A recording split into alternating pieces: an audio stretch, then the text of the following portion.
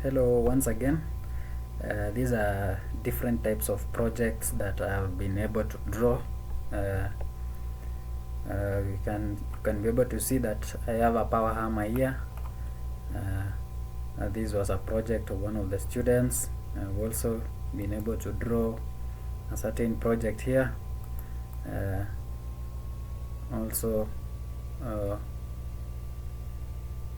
one of the students requested for the same. You can see you can also be able to use AutoCAD to draw shelves. Maybe you want to draw a certain shelf, you can use AutoCAD.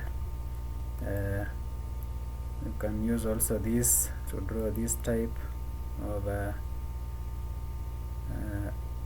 hoist. Then we can draw pipe cutter.